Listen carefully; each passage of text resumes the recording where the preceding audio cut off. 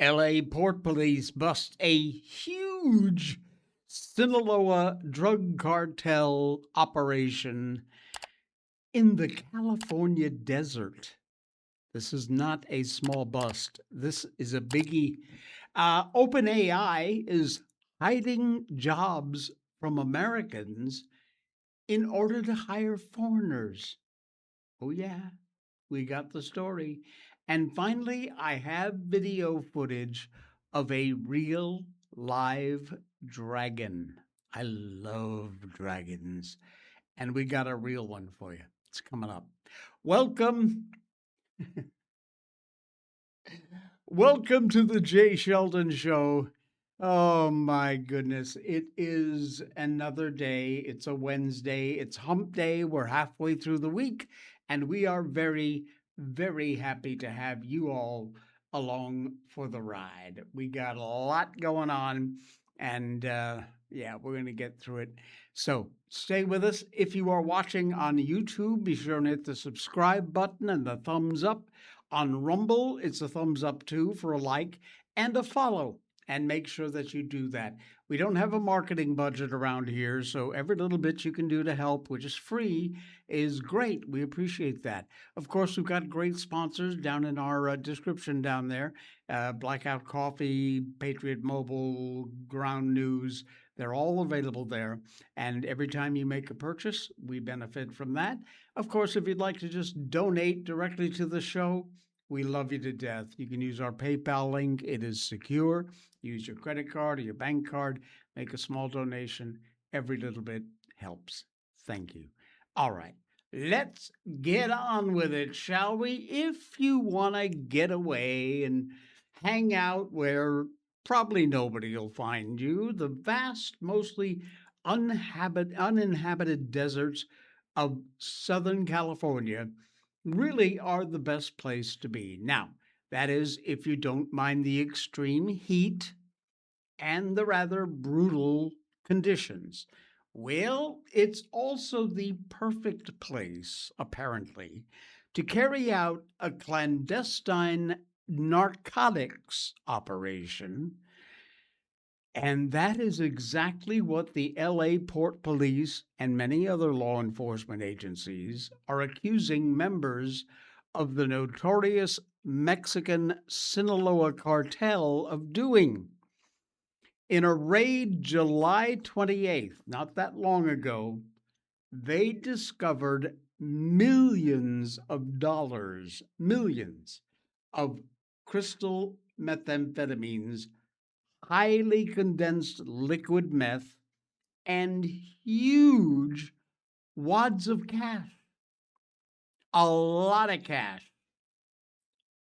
Take a look at some of these shots here from the raid. Look at that. One of them was my thumbnail tonight, this drug dog sitting in front of all that. Unbelievable. Those boxes there, those are cash. Oh, yeah. In a statement, the department said it was a multi-agency effort. It wasn't the only one they've successfully conducted recently. HIDTA 48, DEA's Special Response Team, DEA Clandestine Lab Unit, Los Angeles Port Police, Hawthorne Police Department, and El Segundo Police executed a search warrant on the suspected meth production site. The operation resulted in a seizure, oh my God, 1,378 pounds of methamphetamine, both crystal and highly condensed liquid, valued at about $12.5 million. That's no small amount of cash. Investigators also recovered about 80 thou in U.S. currency, and 3 Mexican nationals responsible for manufacturing were taken into custody. The major seizure follows another successful narcotics investigation, which happened in Riverside City, where officers managed to come up with 119 kilos of cocaine, 2 firearms, and identified three subjects. Separate Commerce Crimes Operation Cargo Theft Task Force officers dismantled another successful theft ring responsible for stealing more than $2 million in Nike merchandise. That investigation led to felony indictments against 12 individuals. Well, we won't have to worry about at least one cartel menace anytime soon. Now, you might be asking, who the hell are the LA Port Police? Never heard of them. I've never heard of them. They're not they're not at all as well known as the LAPD or the California Highway Patrol, the CHIPS units, but they play a very crucial role in clamping down on the bad guys, trying to get illicit goods, weapons, drugs either in or out of the City of Angels. They're a specialized law enforcement group that operates 24 hours a day, 7 days a week, to protect the ports of Los Angeles from threats, whether land, sea, air, or even cyberspace. Comprised of more than 300 sworn officers and civilian personnel, the force's jurisdiction spans, 7,500 acres along 43 miles of waterfront. Dang.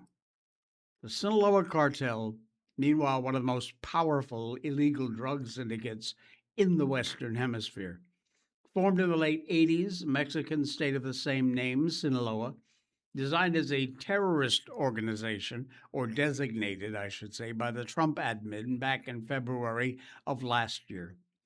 And that would spell some very serious trouble for these guys, because the official label now gives law enforcement significant additional prosecutorial tools. They can go after these guys as terrorists. The cartels have been at war with and in the United States for years now. And it is always nice to see us taking the fight to them. So, an enormous success. Millions and millions of dollars worth of drugs taken off the streets. Good on you. Fantastic.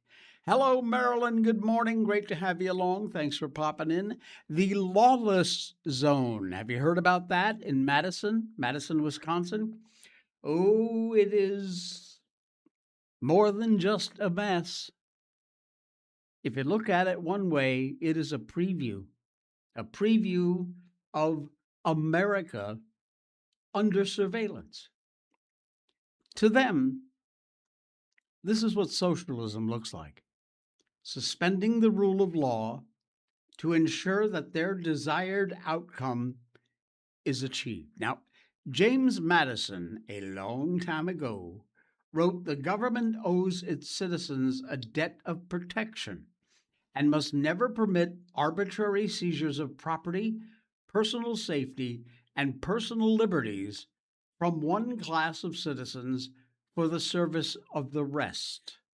Yet, in a city named after this founding father, Madison, Wisconsin, citizens have been harassed by roving bands of socialists, while city officials not only give in, but overtly support the seizure of property, restriction of free movement, and the abuse of private business.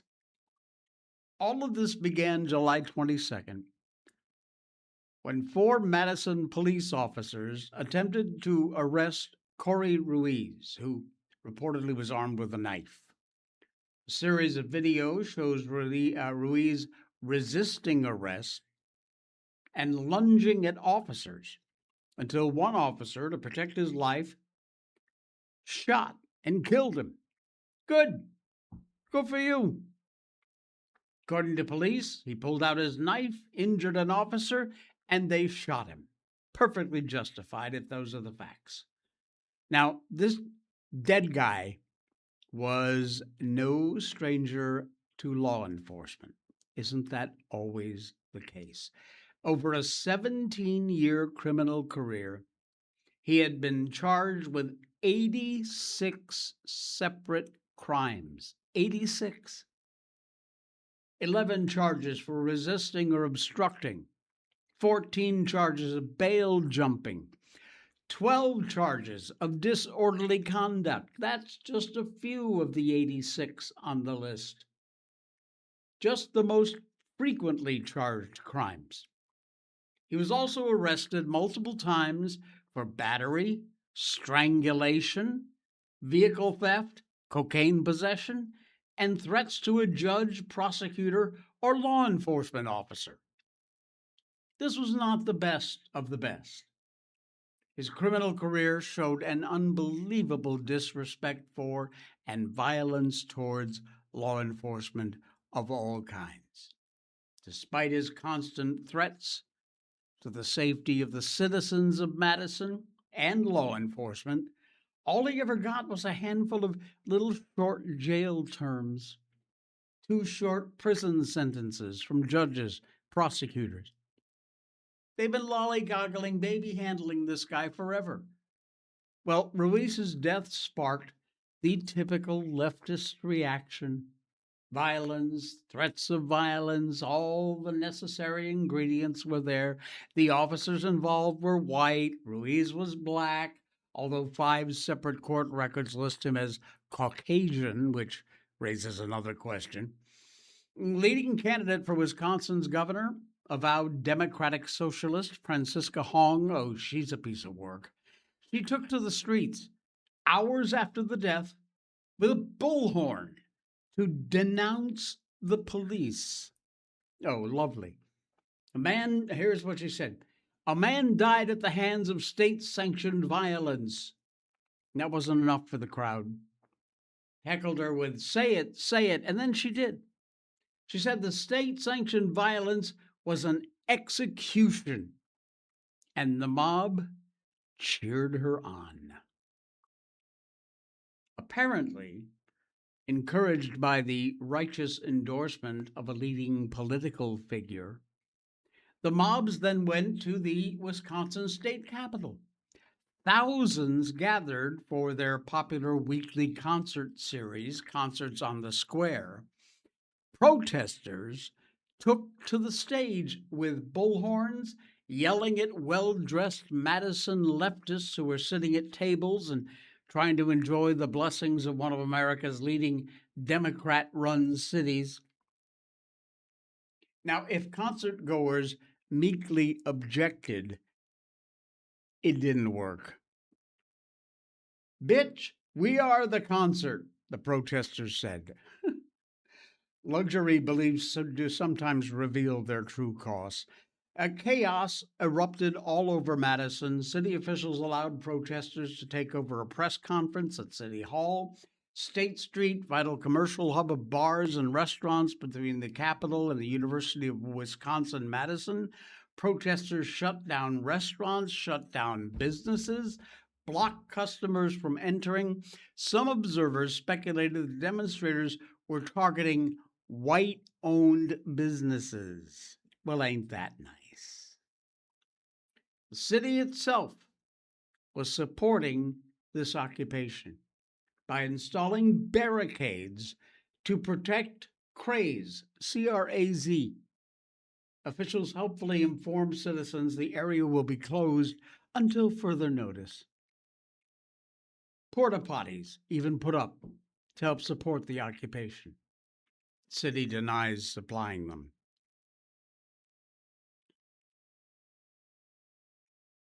City residents are bearing the burden of this occupation. Local restaurants worried about how they're going to pay their rent or pay their employees.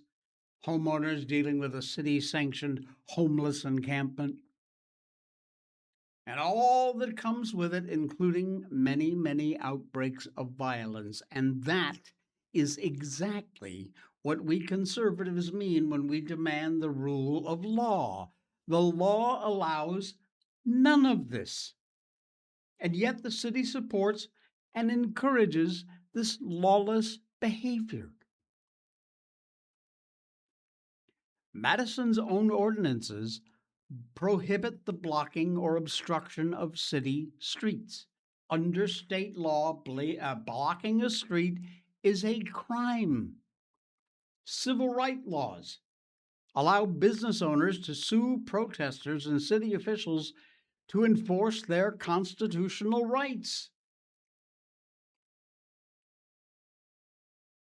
To them, this is what socialism looks like: suspending the rule of law to make sure that their desired outcome is achieved.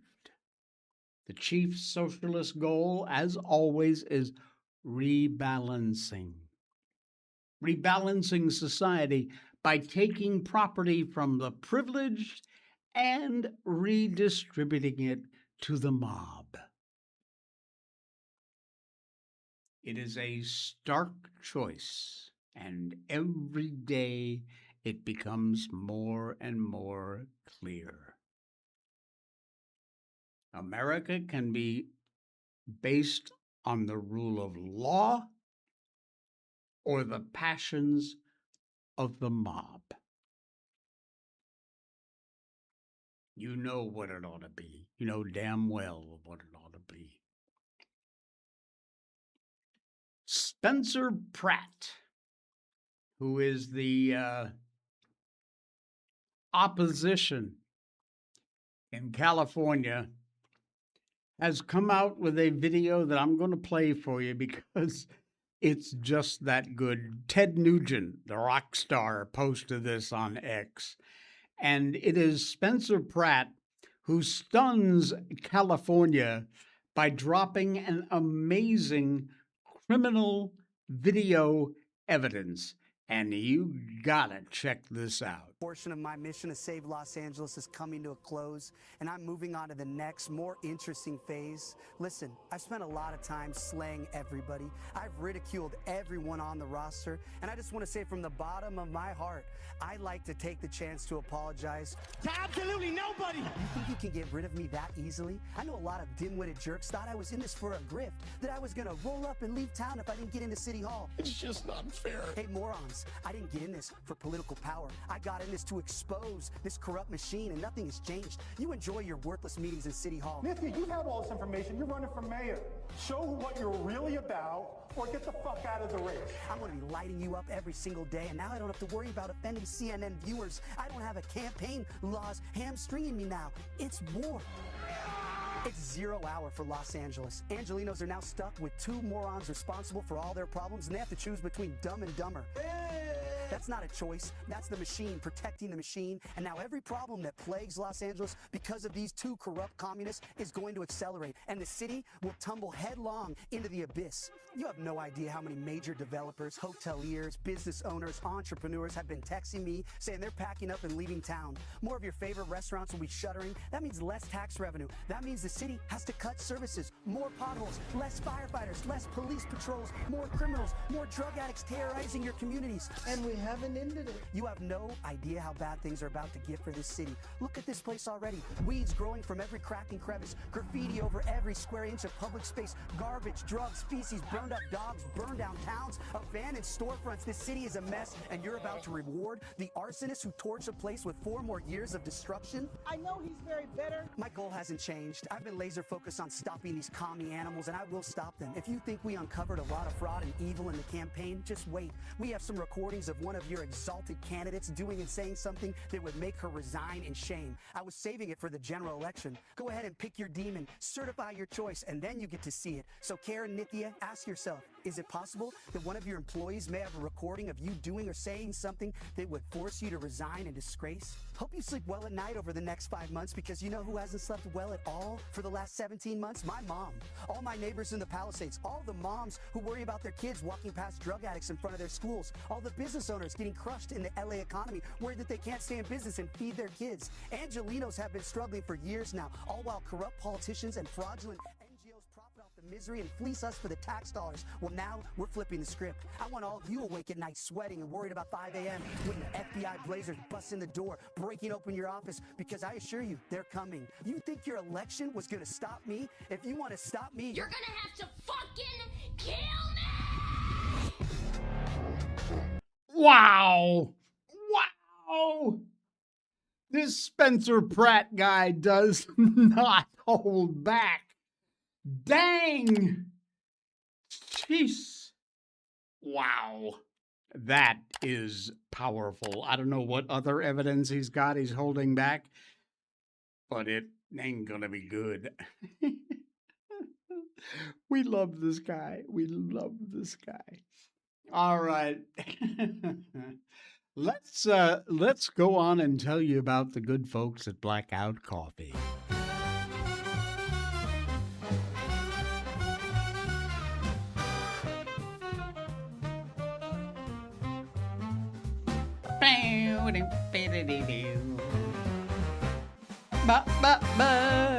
Blackout Coffee, an American company that simply makes the best coffee on the planet. Blackout Coffee, their link is in our description. Be sure and check them out and use the code J20 for 20% off your first order if you're new to Blackout Coffee. If you're heading back over there, be sure and use our link and the code J20 for your first order. And don't forget flavored coffees, all the great grinds, and they will grind them for you if you don't want to order the whole beans. It's all there at Blackout Coffee, always specials going on. Fantastic group of people. We love working with John Santos and the gang at Blackout Coffee. All right. Thanks, Blackout Coffee. All right. We are having some technical issues, and unfortunately, I'm going to have to end the show a little early today. I'm sorry about that, but we will be back again tomorrow, I promise, with a full show. But for now, thank you for watching and joining us. Be sure and follow and subscribe, and we'll see you tomorrow.